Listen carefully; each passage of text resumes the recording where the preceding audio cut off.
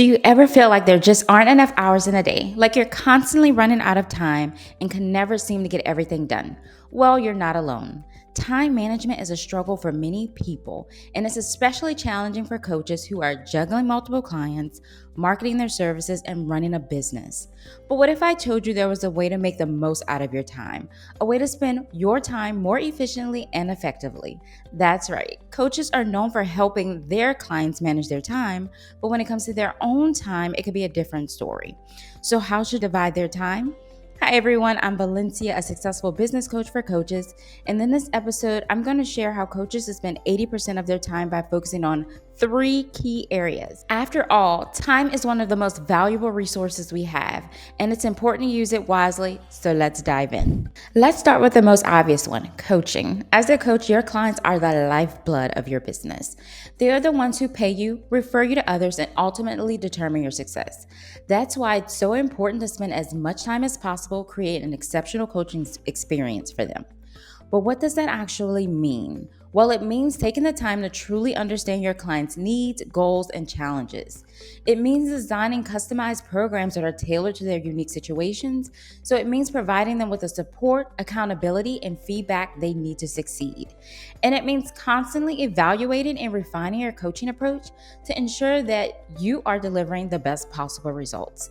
Now, you might be thinking, but isn't coaching the only thing I should be doing? Shouldn't I be spending all of my time coaching? And while it's certainly important to prioritize coaching, it's not the only thing you should be doing. In fact, as we'll discuss later, there are other areas that are just as critical to your success. Why? Well, it's simple. It's easier to keep clients that are already working with you than to constantly find new ones. By focusing on coaching, you're able to provide value to your clients, which will keep them coming back for more. And consistent income is key to building a successful coaching business. But what if you don't have any clients yet? In that case, you should still be spending a significant amount of time on coaching. This means creating content that demonstrates your coaching skills and expertise, offering free coaching sessions to potential clients, and networking with people who could benefit from your coaching services. Number 2, conversations. As a coach, it's not enough to simply be great at what you do. You also need to be great at marketing, networking, and building relationships. And that's where conversations come in. You should be having conversations every day. The conversations could be about sales, networking, collaborating, and everything more that would help to grow your business. Whether it's in the DMs, virtual calls, or in-person meetings, remember your network is your net worth. So the more people who know you exist, the higher the probability of creating a successful business. But it's not just about quantity, it's also about quality. You need to be having the right conversations with the right people. This means identifying your ideal clients, strategic partners, and referral sources, and then tailoring your conversations to their needs and interests. And it's not just about having conversations. You also need to be skilled at converting those conversations into clients. The greatest skill you can bring to any conversation is active listening.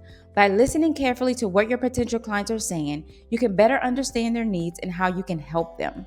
And you need to be fully present, attentive, and empathetic. You need to ask thoughtful questions, provide valuable insights, and demonstrate that you genuinely care about helping people. Now, you might be thinking, but I'm not a natural networker. I hate small talk. I don't want to come across as pushy or salesy. And that's understandable. But the truth is, effective networking is not about being a smooth talker or a master manipulator. It's about being authentic, curious, and helpful. It's about building genuine relationships based on trust and mutual benefit. So don't be afraid to start conversations, ask for referrals, or pitch your services.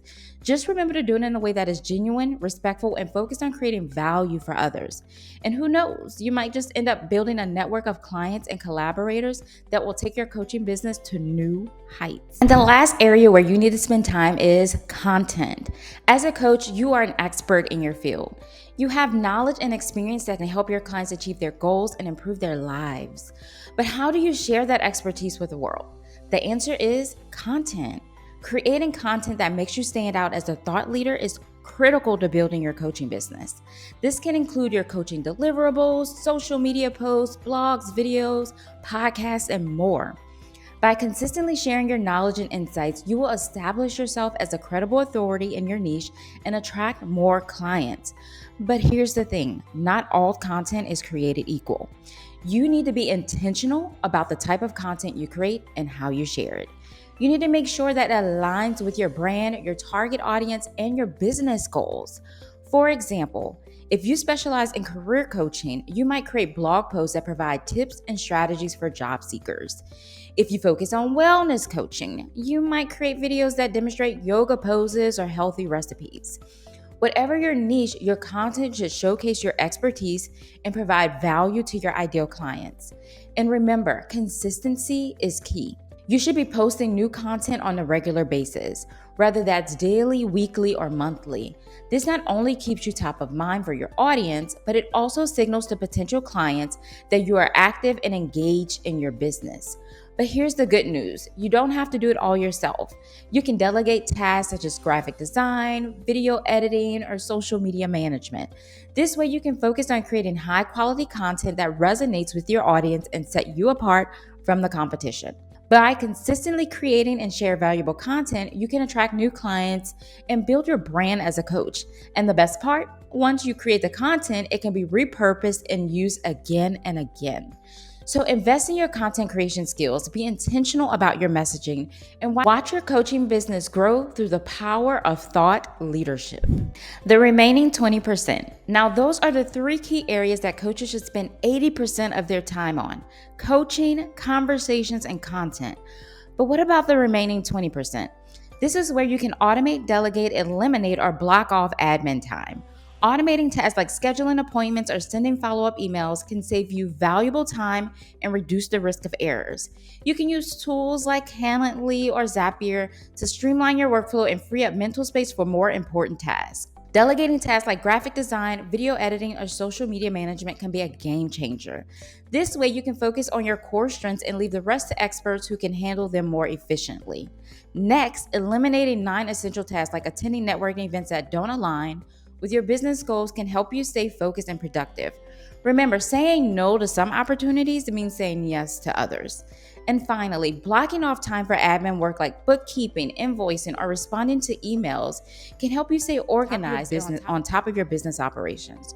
Just be sure to limit this time to a few hours per week and avoid letting admin time consume your entire day. So there you have it, the three areas where coaches should focus 80% of their time and the 4 ways to handle the remaining 20%. By prioritizing coaching, conversations, content, and automating, delegating, or blocking off admin work, you can create a thriving coaching business that supports your lifestyles and fulfill your purpose.